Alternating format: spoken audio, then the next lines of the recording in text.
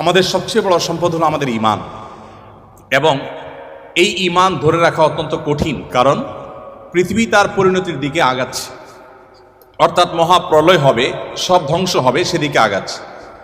প্রিয় নবী সাল্লাল্লাহু আলাইহি সাল্লাম পৃথিবী ধ্বংস হবে বা সৃষ্টি জগৎ ধ্বংস হবে, নট অনলি পৃথিবী, এই নবমণ্ডল ভূমণ্ডল সব ধ্বংস হয়ে সব শেষ হয়ে যাবে, কোনোটি আর নিজ অবস্থানে থাকবে না, এ সম্পর্কে গোটা কোরআন জুড়ে আল্লাহ তাআলা আলোকপাত করেছেন। শুরুর দিকে আল্লাহ রাব্বুল আলামিন বিধিবিধান সবকিছু বলার পরও শেষের দিকে এসে কোরআনকে আল্লাহ রাব্বুল আলামিন সমাপ্ত করেছেন বেশিরভাগ সূরাগুলোতে কিয়ামত সম্পর্কিত আলোকপাত দ্বারা, অর্থাৎ পৃথিবী তার পরিণতির দিকে যাবে সেটা দিয়ে আল্লাহ সুবহানাহু ওয়া তাআলা ইতি টেনেছেন। আমরা কদিন আগে বাংলাদেশের নোবেল বিজয়ী ডক্টর ইউনূসের একটা সাক্ষাৎকারের একটা অংশ বিশেষ, বোধহয় ডয়চে ভেলের একটা সাক্ষাৎকার, এটা আমরা দেখেছি। যদিও সাক্ষাৎকারটা পরে কোনো কারণে বা কোনো যৌক্তিক অযৌক্তিক যে কারণেই হোক আমরা দেখতে পাই না ওই পেজে, আমি শুনেছি, আপনারা অনেকে হয়তো শুনেছেন। তিনি বলছিলেন যে পৃথিবী তার গন্তব্যের দিকে, ধ্বংসের দিকে এগিয়ে যাচ্ছে, এবং তিনি অন্য পার্সপেক্টিভ থেকে বলেছেন নিশ্চয়ই, কিন্তু আল্লাহ রাব্বুল আলামিন যা বলেছেন সেটি আমাদের সবাইকে উপলব্ধি করতে হবে এবং সেই গন্তব্যে আমাদের যেতে হবে, আমরা যাচ্ছি সেদিকে। পৃথিবী যখন তার গন্তব্যের দিকে বা সৃষ্টি জগৎ যখন তার গন্তব্যের দিকে এগিয়ে যায়, তখন যত বেশি এগিয়ে যাবে ঈমান মানুষের জন্য ধরে রাখা তত কঠিন হবে। আমরা সেরকম একটা সময় পার করছি। আমাদের বাপ দাদারা যারা ছিলেন তাদের ঈমানের যে অবস্থা ছিল, তাদের মধ্যে সততা যে পরিমাণে ছিল, আমাদের মধ্যে সে পরিমাণ নিশ্চয়ই নাই। আমাদের পরের জেনারেশন যারা আসবে তাদের মধ্যে ঈমান ধরে রাখাটা আরো টাফ হবে, তাদের পরে যারা আসবে তাদের জন্য আরো টাফ হবে। এভাবে সহিহ মুসলিম বর্ণিত হাদিসে নবী সাল্লাল্লাহু আলাইহি ওয়াসাল্লাম বলেছেন, লা তাকুমুস সাআহ হাত্তা ইউকাল ফিল আরদি আল্লাহ আল্লাহ, অর্থাৎ পৃথিবী ততক্ষণ পর্যন্ত ধ্বংস হবে না, মহাপ্রলয় হয়ে সৃষ্টি জগৎ ততক্ষণ পর্যন্ত শেষ হয়ে যাবে না, যতক্ষণ পর্যন্ত একজন মানুষও আল্লাহ বলার মতো থাকবে। তার মানে পৃথিবী থেকে একটা সময় ঈমানদার কমতে কমতে, বিশ্বাসী মানুষ কমতে কমতে এমন একটা পর্যায়ে চলে যাবে যেটা জিরোতে চলে যাবে, কোনো বিশ্বাসী মানুষ থাকবে না। তখন এই পৃথিবী বা সৃষ্টি জগতের আর থাকার প্রয়োজন হবে না। আল্লাহ সুবহানাহু ওয়া তাআলা তখন এটাকে ধ্বংস করে পুনরুত্থান তিনি প্রতিষ্ঠা করবেন এবং বিচার দিবস তিনি প্রতিষ্ঠা করবেন। তো পৃথিবী যেহেতু তার পরিণতির দিকে আগাচ্ছে, এই সময়টাতে ঈমান ধরে রাখা অত্যন্ত টাফ এবং সহজ। মুসলমানের সন্তান হিসাবে, বাই চান্স মুসলিম হিসাবে, আমরা আমাদের ঈমানের কেয়ার করা, ঈমানের পরিচর্যা করার প্রয়োজনটা আমরা অনুভব করি না। আমি আজকের এই অনুষ্ঠানের মাধ্যমে আপনাদেরকে উদাত্ত আহ্বান রাখতে চাই, আসুন আমাদের ঈমানের যত্ন করি। আমাদের ঈমানটাকে যত্ন করবার জন্য আমাকে কোরআন অধ্যয়ন করতে হবে, আমাকে কোরআন পড়তে হবে, ঈমানের পরিবেশে থাকতে হবে এবং ঈমানকে সেটা বুঝতে হবে। আপনারা আলহামদুলিল্লাহ, যেটি আমি বলছিলাম, আপনারা সবাই বাংলাদেশের ভবিষ্যৎ, আপনারা সবাই এই পৃথিবীর ভবিষ্যৎ।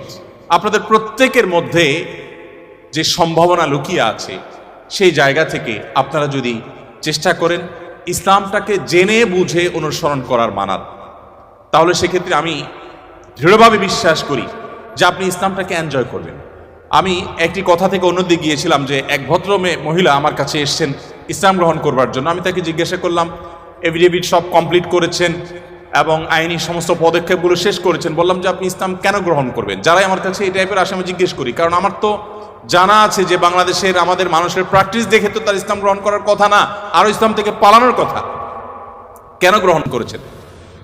তো তিনি বললেন, ইসলাম সম্পর্কে আমি বই পড়েছি, এই বই আমাকে প্রভাবিত করেছে। আবার কোনো কোনো ব্যক্তিকে আমি দেখেছি, তাদের ব্যক্তিত্ব দেখে, নিশ্চয়ই সেরকম ব্যক্তিত্ব খুবই কম, দেখে আমি প্রভাবিত হয়েছি। গোটা পৃথিবীতে আপনারা বিশেষ করে পশ্চিমা দুনিয়ার খবর রাখবেন নিশ্চয়ই, সেখানে প্রতিদিন ইসলামে আসা মানুষের সংখ্যা বেড়ে চলেছে এবং পুরুষদের চাইতে মেয়েদের মধ্যে ইসলাম গ্রহণের সংখ্যা অনেক বেশি, প্রবণতা অনেক বেশি। কেন? যেখানে নারী অধিকার নিয়ে এত কথা বলা হয়, নারীদের অধিকার দেওয়ার জন্য এত আয়োজন নেওয়া হয়, এত উদ্যোগ নেওয়া হয়, সেই সমাজে কেন, সেই সমাজের নারীরা কেন ইসলামে আসছে এবং সেখানকার মুসলমানরা কেন ইসলামে আসছে, এই বিষয়টা নিয়ে আমি একটু স্টাডি করার চেষ্টা করলাম। আমার কাছে দুটি জিনিস পরিষ্কার হয়েছে। নাম্বার এক, তারা কোরআন পড়ে। যারাই ইসলামের পথে এসেছে তাদের বেশিরভাগ মানুষ কোরআন পড়ে ইসলামে এসেছে। এবং ওমর রাদিয়াল্লাহু তাআলার কথা আপনারা জানেন, গোটা পৃথিবীর ইতিহাসে প্রবাদতুল্য শাসকদের একজন, ন্যায় বিচার প্রতিষ্ঠার ক্ষেত্রে দৃষ্টান্ত স্থাপন করা মানুষদের একজন, সে ওমর রাদিয়াল্লাহু তাআলা আনহু। তার ইসলাম গ্রহণের ইতিহাসও আপনারা জানেন।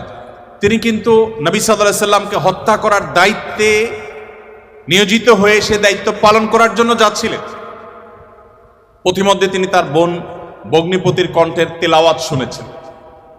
এই ঘটনা বিভিন্নভাবে বর্ণিত হয়েছে, আপনারা জানেন। সেই তেলাওয়াত তাকে এতটা প্রভাবিত করেছে যে তিনি হত্যার পরিবর্তে বরং মুহাম্মদ সাল্লাল্লাহু আলাইহি সাল্লামের কাছে হাত দিয়ে তার হাতে ইসলাম গ্রহণ করেছেন। তার মানে কোরআন সামান্য একটু শোনার পর তার ভিতরে এরকম প্রভাব পড়েছে। আপনাদেরকে আরেকটা গল্প শোনাতে চাই। তোফাইল ইবনে আমর আদ-দুসি একজন বড় মাপের কবি ছিলেন ইয়েমেনের। শুধু বড় মাপের নয়, আমরা জাতীয় কবি বলি, তখনকার জাতীয় কবির কালচার এভাবে ছিল না। যদি থাকতো হয়তো তিনি ইয়েমেনের জাতীয় কবি থাকতেন তখনকার। তোফাইল ইবনে আমর আদ-দুসি, দুস ওনার গোত্রের নাম। উনি যেহেতু বড় সাহিত্যিক এবং কবি ছিলেন, এবং সেই সময়ে কবি সাহিত্যিকদের অনেক কদর ছিল। বড় বড় রাজদরবারগুলোতে কবি সাহিত্যিকদেরই পদচারণা সবচেয়ে বেশি ছিল, এবং সবচেয়ে বড় পুরস্কারগুলো তারাই জিততেন। প্রশংসা করে রাজাদেরকে বিভিন্ন কবিতা, বিভিন্ন পংক্তি, বিভিন্ন লেখা এগুলো উপহার দিলেই পুরস্কার পেতেন। তো তোফাইল ইবনে আমর আদ-দুসি যেহেতু সাহিত্যিক ছিলেন, ভিআইপি ছিলেন, তিনি মক্কা উমরা করতে এসেছেন। মুহাম্মদ সাল্লাল্লাহু আলাইহি সাল্লাম তখন গোপনে ইসলাম এর দাওয়াত দিচ্ছেন। মক্কায় আসার পর তার বন্ধু বান্ধব যারা মক্কায় ছিলেন কবি সাহিত্যিক, তারা বললেন, দেখো আমাদের এখানে তো একটা লোক, তার কথা শুনলেই মানুষ তার জাদুতে আক্রান্ত হয়ে যায়, বাপদার ধর্ম ছেড়ে দেয়। তো তোমার ব্যাপারে আমরা আশঙ্কা করছি যে তুমি এরকম অবস্থার মধ্যে পড়তে পারো। তাহলে একটা বুদ্ধি হলো, তুমি কানের মধ্যে তুলো দিয়ে রাখো, দোনো কানের ফুটো এমনভাবে বন্ধ করে দাও যে তুমি ওমরা যখন করবা, তওয়াফ করবা, সাই করবা, এই টাইমে যাতে ওই ভদ্রলোকের কোনো কথা তোমার কানে না আসে। অ্যাটলিস্ট এই সময়টা তুমি এভাবে একটু পার করো। তিনি তাদের পরামর্শ অনুযায়ী দোনো কান বন্ধ করে ফেললেন, এবং তিনি ওইভাবে কিন্তু ওমরার কাজ শেষ করলেন।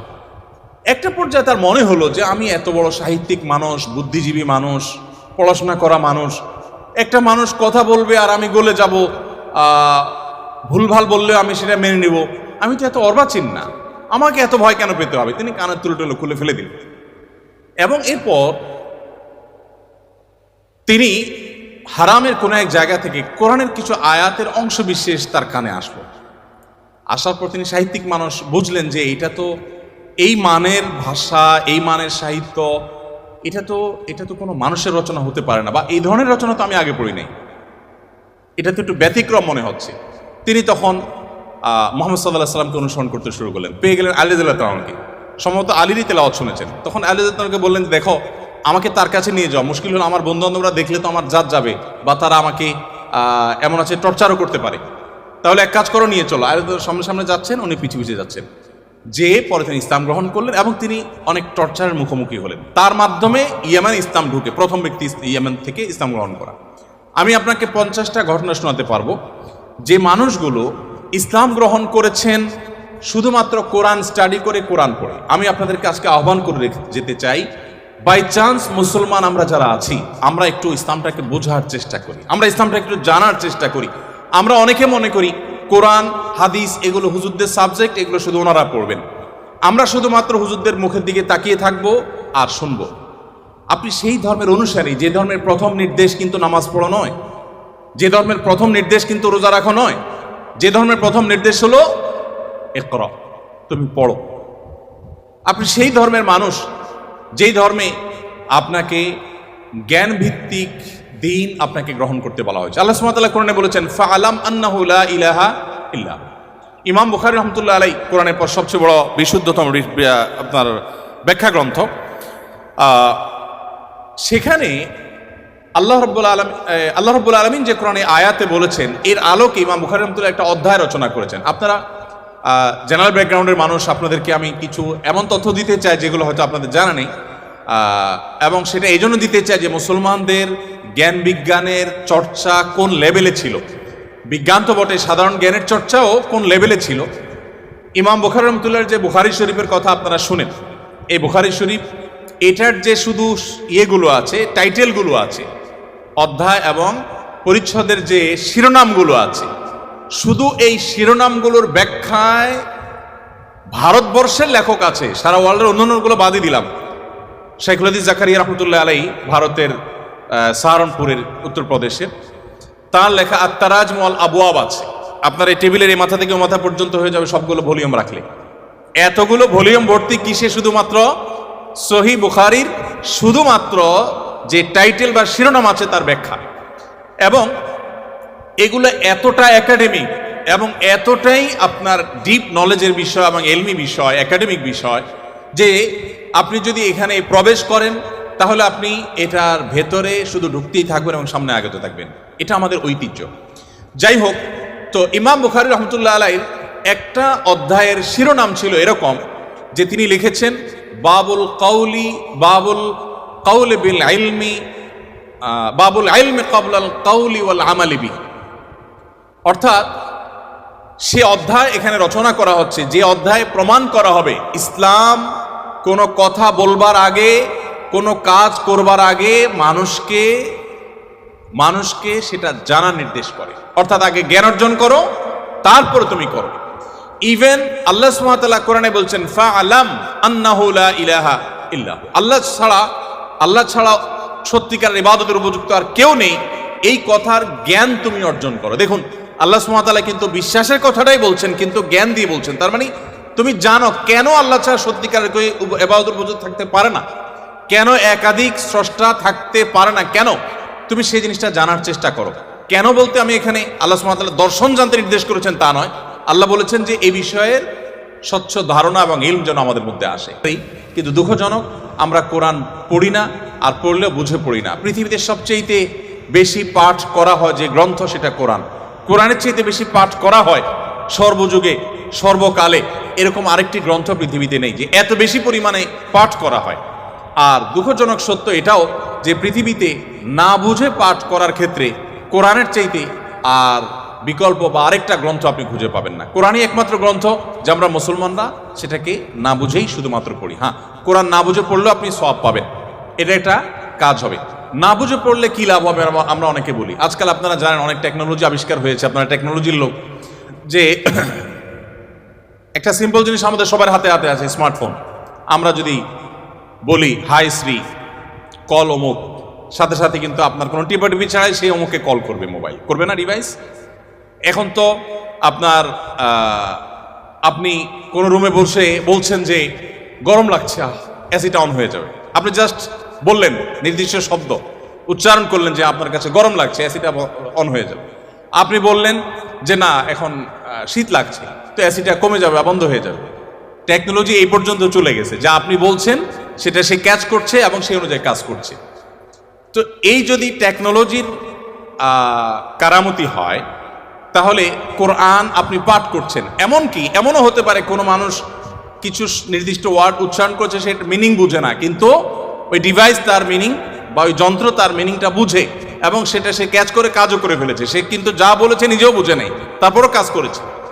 কোরআন তেলাওয়াত করে ফু দিলে অনেক অসুখ, অনেক দুঃখ, অনেক কষ্ট, মানুষের শারীরিক অনেক কষ্ট লাঘব হয়। কিভাবে হয়? আপনি যদি এটা নিয়ে বৈজ্ঞানিক গবেষণায় নামেন তো আপনি কোনো সূত্র হয়তো খুঁজে পাবেন না, কিন্তু আপনাকে আমি যে পয়েন্টটা বললাম এই পয়েন্ট থেকে যদি আপনি আগান, আপনি দেখবেন যে এরকম বহু লজিক আপনার সামনে হাজির হয়ে গেছে। যাই হোক, তো আমি যেটা বলছিলাম যে কোরআন আপনি না বুঝে পড়লে সওয়াব পাবেন, কিন্তু এই জন্য কোরআন আসেনি। আল্লাহ সুবহানাহু ওয়া তাআলা কোরআনে বিভিন্ন জায়গায় বলেছেন লিয়াদাব্বারু আয়াতি, এই কোরআন দেয়া হয়েছে তোমাদেরকে যাতে এর আয়াতগুলো নিয়ে তোমরা গবেষণা করো, তোমরা যাতে ভাবো, তোমরা যাতে চিন্তা করো, তোমরা যাতে ভাবনার জগতে প্রবেশ করো। তো এই কোরআন ভাবনা বা গবেষণা তো অনেক পরের কথা, এর কথামালা তো আমাকে আগে বুঝতে হবে। আমি আজকে অনুষ্ঠানের মাধ্যমে আপনাদের সবাইকে উদাত্ত আহ্বান রাখতে চাই, আসুন কোরআন শুরু থেকে শেষ পর্যন্ত একবার অন্তত পুরো কোরআনটা আপনি ধীরে ধীরে অল্প অল্প করে 5টি আয়াত করে 10টি আয়াত করে আপনি পড়ুন এবং বোঝার চেষ্টা করুন। কোন একজন সাহাবী বলেছেন শুধু সূরা বাকারা পড়তে তার কয়েক বছর লেগেছে। আমরা তো 2-3 দিনে কোরআন খতম দিয়ে ফেলতে পারি, তাই না? তার শুধু সূরা বাকারা পড়তে টানা কয়েক বছর সময় লেগেছে। কি করেছেন তিনি? প্রতিটা আয়াত পড়েছেন, এ সম্পর্কে জেনেছেন, ভেবেছেন, এখান থেকে তার নেয়ার কি আছে সেটা নিয়েছেন, নিজের মধ্যে ইমপ্লিমেন্ট করেছেন, দেন তিনি সামনে অগ্রসর হয়েছেন। এভাবে এগোতে গিয়ে তার একটা সূরা শেষ করতে কয়েক বছর সময় লেগে গেছে। কোথায় আমাদের কোরআন অধ্যয়ন? আমি আপনাদেরকে বলেছি, এখনো পৃথিবীতে যারা ইসলামে আসছে, পশ্চিমা পৃথিবী বলুন, আমাদের এই অঞ্চলে বলুন, তাদের নিয়ে আমার যে সামান্য পড়াশোনা বা ঘাটাঘাটি আছে, সেটার আলোকে আমি নিশ্চিত হয়েছি অনেকখানি যে তারা বেশিরভাগ মানুষ আমাদেরকে দেখে তো আসার প্রশ্নই ওঠে না, কারণ আমাদের মুসলমানদের মধ্যে এমন কিছু নেই যেটা দেখে সে ইসলামে আসবে, ম্যাক্সিমাম মুসলমানদের অবস্থা। কিন্তু তারা ইসলামে এসেছে কোরআন পড়ার পর। ফ্রান্সের একজন পলিটিশিয়ান, তিনি কট্টর ইসলাম এবং মুসলমানদের সমালোচক ছিলেন এবং বিদ্বেষ পোষণ করতেন রীতিমতো। আমি একসময় আমার ফেসবুক প্রোফাইলে তাকে নিয়ে অনেক লেখালেখিও করেছি। বেশ কিছুদিন আগে আমার অফিসে এক ভদ্রলোক আসেন, রিটায়ার্ড আর্মি অফিসার, আমাকে প্রসঙ্গত বললেন যে এরকম এক ভদ্রলোক ফ্রান্সে ছিলেন, এই নাম তার, তিনি ইসলাম গ্রহণ করেছেন এবং তিনি একটা বিষয়ে অ্যাডভাইস করেছেন। আমি একটু কৌতূহল হয়ে দেখলাম, আমার এর আগে জানা ছিল না, ভিডিওটা ভালো করে দেখলাম ইউটিউবে, দেখলাম যে সেই ভদ্রলোক যিনি ইসলাম এবং মুসলমানদের কট্টর সমালোচক ছিলেন, তিনি একটা সময় ইসলাম গ্রহণ করেছেন। আমি জিজ্ঞেস করলাম যে তিনি ইসলামে আসছেন কি কারণে, তো তার বক্তব্যই শুনলাম, তিনি বলছেন যে আমি ইসলাম এবং মুসলমানদের ত্রুটি ধরার জন্য আমি কোরআন পড়া শুরু করলাম। কোরআন পড়তে পড়তে পড়তে আমি যতই এর ভেতরে প্রবেশ করলাম ততই আমি কোরআনের কাছে সারেন্ডার করতে বাধ্য হলাম, আমি কোরআনের কাছে নিজেকে সমর্পণ করতে বাধ্য হলাম। তো আলহামদুলিল্লাহ, তিনি যেভাবে ইসলাম গ্রহণ করেছেন এবং আলোকিত হয়েছেন কোরআন দ্বারায়, আমার বিশ্বাস আমরা যদি অ্যাজ এ মুসলিম আমরা পড়াশোনা করি মুসলিম হই, আমরা বুঝে শুনে মুসলিম হই, আমাদের ইসলাম গ্রহণটা যদি বাই চান্স না হয়ে বাই চয়েস হয়, অর্থাৎ আমরা জেনে শুনে মুসলমান হই, তাহলে সেটা আমাদেরকে অনেক বেশি উপকার দিবে। আপনারা অনেকে জানেন কবরে বা আপনার আলমে বারজাক, কবর না বলে বলতে পারি আমরা আলমে বারজাক, মৃত্যুর পরবর্তী যে জগৎ, সেখানে মানুষের দেহাবশের যেখানে যে অবস্থায় থাকে সেখানে কিছু প্রশ্ন হবে। এই প্রশ্নের মধ্যে শেষ সম্পূরক প্রশ্ন থাকবে, মা আলামাকা ও মা আদরাকা, তুমি কোত্থেকে জানলে, কিভাবে জানলে। তার মানে ইসলাম চায় আমি যা জানবো ইসলামের কথা, সেটাও জ্ঞানভিত্তিক জানবো এবং গ্রন্থভিত্তিক জানবো, জেনে শুনে আমি বিশ্বাস করবো। আল্লাহ আমাদেরকে সে তৌফিক দান করুন। তাহলে আমার প্রথম আহ্বান হলো, আপনারা কোরআন পড়বেন, বুঝে পড়ার চেষ্টা করবেন, পুরোটা একবার পড়ে শেষ করার চেষ্টা করবেন। দ্বিতীয়, আপনাদের প্রতি আমার উদাত্ত আহ্বান হলো, আপনারা কোরআনের পাশাপাশি আপনার জীবনে একটি বারের জন্য হলেও সিরাত গ্রন্থ পড়বেন। নবী সাল্লাল্লাহু আলাইহি সাল্লামের পুরো জীবনীটা একবার পড়বেন এবং সম্ভব হলে একাধিক সিরাত গ্রন্থ আপনি পড়বেন। আমি দেখেছি যারা এখনও গোটা পৃথিবীতে ইসলামে আসেন অন্য ধর্ম থেকে, তাদের বেশিরভাগ কোরআন পড়ে, আর বাকিরা প্রিয় নবী সাল্লাল্লাহু আলাইহি সাল্লামের সিরাত বা জীবন ইতিহাসটা নির্মোহভাবে পড়ে শেষ করলে তিনি তার কাছে সারেন্ডার করতে বাধ্য হন। মুসলমানের সন্তান হিসাবে আমাদের জন্য এটা খুবই গুরুত্বপূর্ণ যে আমরা একটি সিরাত গ্রন্থ হলে অন্তত পড়ার চেষ্টা করবো ইনশাআল্লাহ। তৃতীয়ত, আপনাদের প্রতি আমার আহ্বান থাকবে যে আপনারা বয়সে, আমি শিক্ষার্থীদেরকে বলছি যে আপনারা বয়সে সবাই তরুণ, মনে রাখবেন আমাদের চরিত্রকে, আমাদের সম্ভ্রমকে হেফাজত করা, এটাকে সংরক্ষণ করা, এটা আমাদের জন্য অনেক বড় একটা চ্যালেঞ্জিং বিষয় এবং এটি আমাদেরকে করতেই হবে। আপনার চরিত্র যদি আপনি নষ্ট করে ফেলেন, আপনার ক্যারেক্টার যদি আপনি শেষ করে ফেলেন, আরও পরিষ্কার করে বললে আপনি যদি বিবাহ বহির্ভূত, অবৈধ এবং অনৈতিক সম্পর্কে আপনি জড়ান, হারাম রিলেশনে আপনি জড়ান, আপনি আর যা হোক, আপনি ভালো মুসলমান হওয়ার সুযোগ আপনার জন্য খোলা নেই। কারণ ভালো মুসলমান হওয়ার জন্য নিজেকে নিয়ন্ত্রণ করা শিখতে হয়। দেখুন, আপনি দেখবেন ইসলাম সব জায়গায় শুধু ব্রেক দিতে শিখিয়েছে, ব্রেক, এটা হারাম, এটা করা যাবে না, ওদিকে যাওয়া যাবে না, তার মানে নিয়ন্ত্রণ করা। কারণ মানুষের জন্য যা ক্ষতিকর তা থেকে মানুষকে বাঁচাবার জন্য ইসলাম এই আদেশ নিষেধগুলো দিয়েছে। আপনি বয়সে তরুণ, আপনি যদি নিজেকে কোন একটা লোভ থেকে নিয়ন্ত্রণ করতে না শিখেন, নিজেকে আপনি কন্ট্রোল করা না শিখেন, আপনি কিভাবে সমাজ পরিবর্তন করবেন? আপনি কিভাবে দেশকে, এই পৃথিবীকে আলোকিত করবেন? আপনার দ্বারা কিভাবে আপনার অনেক অসৎ চাহিদা থাকতে পারে, আপনার জীবনে অনেক লোভ, অনেক আকাঙ্ক্ষা আপনার সামনে হাজির হতে পারে, যেটা পূরণ করা আপনার জন্য বিধেয় নয়, অবৈধ। সেগুলো আপনি কিভাবে, সেগুলো থেকে আপনি বেঁচে থাকবেন, নিজেকে কিভাবে নিয়ন্ত্রণ করবেন, এটার এক্সারসাইজটা আপনাকে আপনার তরুণ বয়স থেকে করতে হবে। আল্লাহ রাব্বুল আলামিন একটা নির্দিষ্ট সময় পর্যন্ত আমাদেরকে অপেক্ষা করতে বলেছেন, একটা বৈধ এবং হালাল সম্পর্কের জন্য অপেক্ষা করেছেন। দেখুন, পৃথিবীর যে সমস্ত দেশে এই রিলেশনগুলোর কোনো বিধিনিষেধ রাখা হয়নি, তারা খুব একটা ভালো নেই, তাদের দাম্পত্য জীবনে তারা খুব একটা সুখী নয়।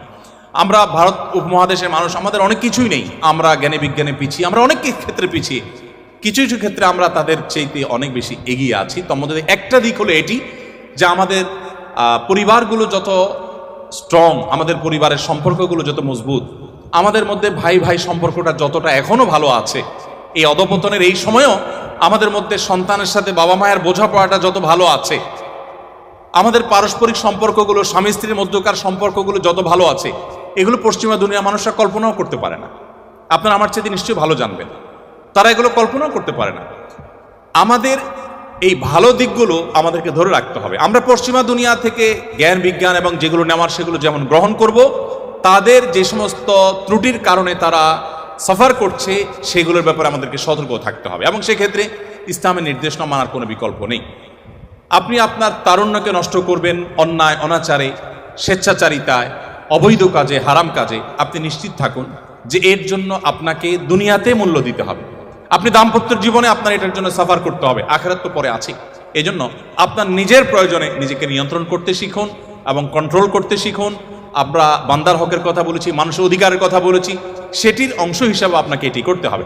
আপনারা জানেন সারা পৃথিবীর সব সমাজেই, এমনকি অমুসলিম সমাজেও একজন মানুষ তার দুজন সঙ্গী যদি রাখেন, অর্থাৎ স্ত্রী আর তাদের কাছে যদি, তাদের ভাষায় যদি আমরা গার্লফ্রেন্ডের কথা বলি, যদি দুজন রাখেন, তো এটাকে অনৈতিক মনে করা হয়, এটাকে অন্যায় মনে করা হয়। সকল সমাজে যারা অমুসলিম, যারা অবিশ্বাসী, তারাও এটাকে অন্যায় মনে করে।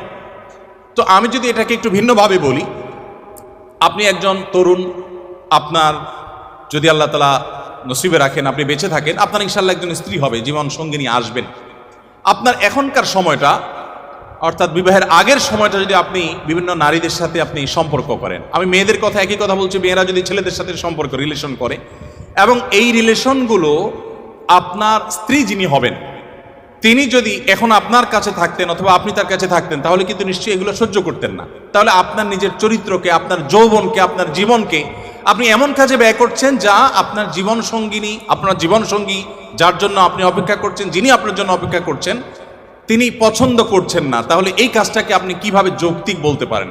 এই কাজটাকে কিভাবে আপনি সঠিক মনে করতে পারেন? এই কাজটাকে আপনি কোন যুক্তিতে দাঁড় করাতে পারেন? দেখুন, বিবাহ বন্ধনের বাঁধ যারা তুলে দিয়েছে, আপনি চায়নার কথা আমার চাইতে নিশ্চয়ই ভালো জানেন।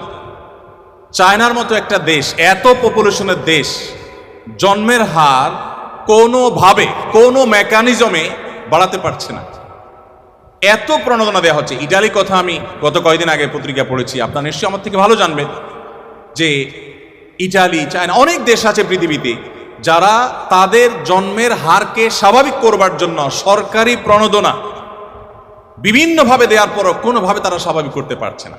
একসময় কিন্তু তাদের জন্মের হার কম থাকার বিষয়টা এরকম ভয়াবহ পর্যায়ে ছিল না। এখন প্রেডিকশন বলছে সামনের দিনগুলো তাদের জন্য অত্যন্ত আতঙ্কের, অত্যন্ত ভয়ঙ্কর, কারণ কেউ সন্তান জন্ম নিতে চাচ্ছে না, দিতে চাচ্ছে না, কোনো প্রণোদনা দিয়েও এটাকে স্বাভাবিক করতে পারছে না। এগুলোর একটি কারণ, অনেক কারণের মধ্যে একটা কারণ হলো বিবাহ বহির্ভূত সম্পর্ককে অ্যাপ্রিসিয়েট করা। যে সমাজে এটাকে যত বেশি অ্যাপ্রিসিয়েট করা হয়, সেখানে পরিবার ব্যবস্থা তত দ্রুততার সাথে ভেঙে পড়ে। আপনি আমাদের কথা যদি বলেন, বাংলাদেশে বিবাহ বিচ্ছেদের হার নিয়ে প্রতিনিয়ত আমরা পত্রিকায় বিভিন্ন প্রতিবেদন পড়ি এবং আমাদের কপালে ভাঁজ পড়ে। আমি মাহফিল বা ইসলামিক প্রোগ্রাম একসময় নিয়মিত করতাম, এবছর আর মাহফিল না করার ঘোষণা দিয়েছি আমরা। তো মাহফিল করতে গিয়ে বিভিন্ন জনপ্রতিনিধি, এলাকার বিভিন্ন নেতৃস্থানীয় মানুষদের সাথে উঠা বসা হয়। আমি অনেক জায়গায় শুনেছি, বিশেষ করে মৌলভীবাজারের এক চেয়ারম্যানের কথা আমার এখনো মনে পড়ে। ভদ্রলোক বললেন যে, ভাই, মাত্র 10 দিন হলো আমি দায়িত্ব বুঝে নিয়েছি নির্বাচনের পর। এই 10 দিনের মধ্যে আমার কাছে শুধুমাত্র আমার একটা ইউনিয়নে তালাকের, অর্থাৎ বিবাহ বিচ্ছেদের বিচার এসেছে প্রায় 20-25টা। আমার কাছে যেগুলো আসেনি সেগুলো তো আনকাউন্টেড আমার কাছে। ঠিক একইভাবে আরো অনেক ব্যক্তির কথা আমি জানি, আপনারা পত্রিকায় পড়েন, প্রতিনিয়ত, প্রতি মিনিটে এখন বিবাহ বিচ্ছেদ হচ্ছে, প্রতি মিনিটে। কেন হচ্ছে বলুন? আমাদের আর্থিক সঙ্গতি কি আগের তুলনায় কমেছে না বেড়েছে বলুন তো? বেড়েছে না? আমাদের দাদারা, বাপ দাদারা বা তাদেরও আগে যারা ছিলেন, তারা কিন্তু তাদের স্ত্রীকে বছরে একটা শাড়ি, একটা কাপড় দিতে অনেক কষ্ট হতো। আপনি কিন্তু আপনার স্ত্রীকে একটা শাড়ি না, বরং সুপার মার্কেটে গিয়ে ছেড়ে দেন, আসার সময় বিল পেমেন্ট করে আসছেন, কোনটার দাম কত জিজ্ঞেস করার সময়ও নেই, তাই না? আমাদের বাপদাদারা যারা ছিলেন তারা কিন্তু, আমি শেষ করছি, চেয়ারম্যান মহোদয় এসছেন সম্ভবত, আমি ইনশাল্লাহ সংক্ষেপ করে শেষ করে ফেলছি ইনশাল্লাহ। যেটি বলছিলাম যে আপনি এখন দেখবেন যে এখন স্বামী তার স্ত্রীকে ভালোবাসা প্রকাশ করার কত ওয়ে আছে বলুন তো। আপনি সরাসরি গল্প করতে পারছেন, মোবাইলে কথা বলতে পারছেন, SMS এ ভালোবাসা আদান প্রদান করতে পারছেন, মনের ভাব প্রকাশ করতে পারছেন, মুহূর্তগুলোকে ছবি ধারণ করে পাঠিয়ে দিতে পারছেন। কতভাবে ভালোবাসা চলছে আপনি বলুন তো। আচ্ছা, আমাদের বাপদাদারা যারা ছিলেন তাদের কাছে আমরা যাই একটু, তারা কিন্তু বিশেষ করে গ্রামাঞ্চলে যারা বড় হয়েছেন, এখন তো গ্রাম শহর সব জায়গায় টেকনোলজি পৌঁছে গেছে আলহামদুলিল্লাহ। তখনকার কথা আপনি চিন্তা করুন যে সারাদিন স্বামী তার কাজে, স্ত্রী তার কাজে, দুজন দুই সেক্টরে আছেন এবং দুজন দুই জগতে আছেন।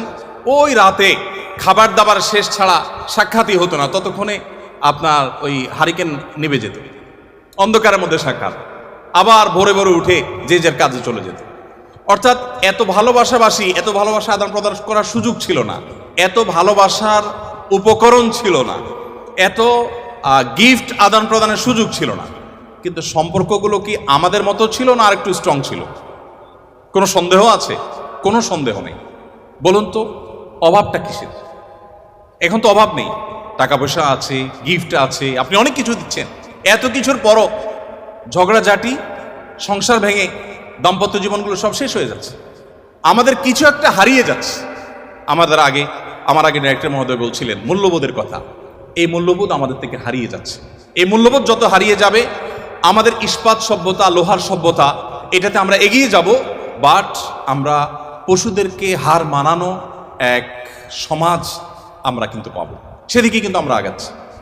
গোটা সমাজকে আমরা বাঁচাতে না পারলেও নিজেদেরকে বাঁচাবার চেষ্টা করতে পারি। আমি সেজন্য আপনাদেরকে বলবো, আপনার তারুণ্যকে, আপনার যৌবনকে আপনি হেফাজত করুন। আল্লাহ সুবহানাহু ওয়া তাআলা কিয়ামতের ময়দানে 4টি নির্দিষ্ট প্রশ্ন করবেন। এই প্রশ্নগুলোর উত্তর দেওয়ার আগে কেউ 2 পা নাড়াতে পারবে না।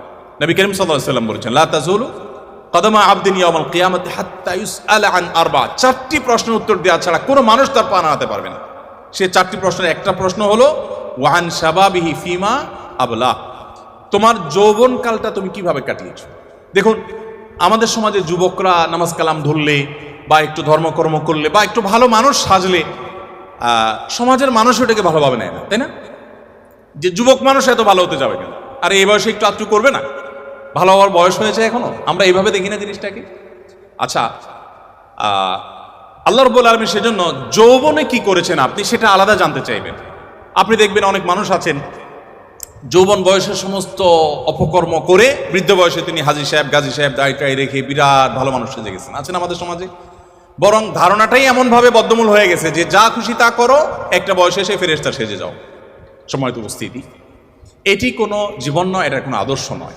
আমাদেরকে আমাদের তরুণ সময়টাকে, তরুণ বয়সটাকে, আমাদের তারুণ্যকে আল্লাহর ইবাদতে, আল্লাহর দাসত্বে, আল্লাহর গোলামিতে কাটানোর চেষ্টা করতে হবে এবং আমাদেরকে নীতি এবং নৈতিকতা এবং মূল্যবোধ ধরে রাখার চেষ্টা করতে হবে।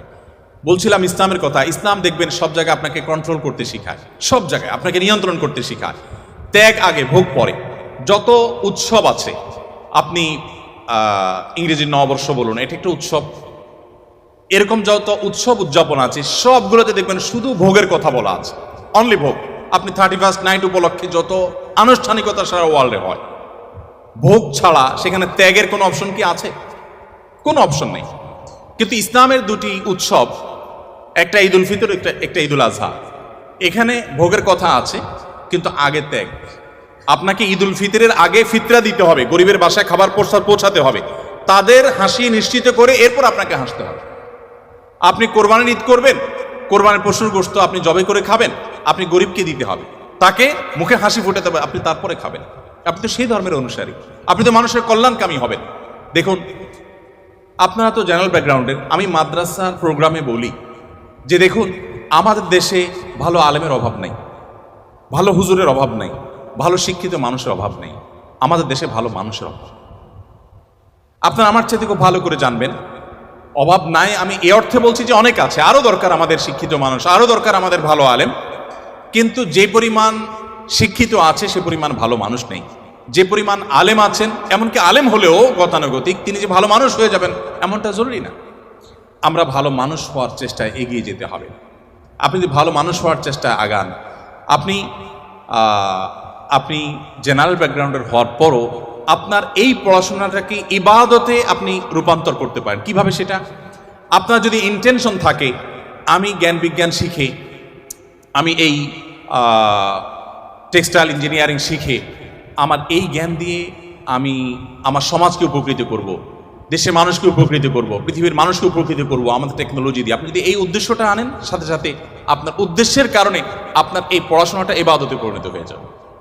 আর যদি আপনি বলেন যে আমি আমার অমুককে দেখিয়ে ছাড়বো, তমুককে দেখিয়ে ছাড়বো, এটা জাহির করে ছাড়বো, তাহলে সেক্ষেত্রে আপনি হয়তো দেখাতেও পারবেন না, আর আল্লাহর কাছে তো বিনিময় পাওয়ার প্রশ্ন ওঠে না। এই জন্য আমি আপনাদেরকে আহ্বান করব যে আমাদের এই বয়সটাকে হেফাজত করতে হবে, বিশেষ করে তরুণ সময়টাকে হারাম সম্পর্কগুলো থেকে বেঁচে থাকার জন্য স্ট্রাগল করতে হবে। আমি বলি, যে যুবক নিজেকে এতটুকু কন্ট্রোল করতে পারে না, সে কিভাবে বিশ্ব জয় করবে, সে কিভাবে দুনিয়া জয় করবে, সে কিভাবে সমাজ সংস্কার করবে? আমাদেরকে সেদিকে যেতে হবে।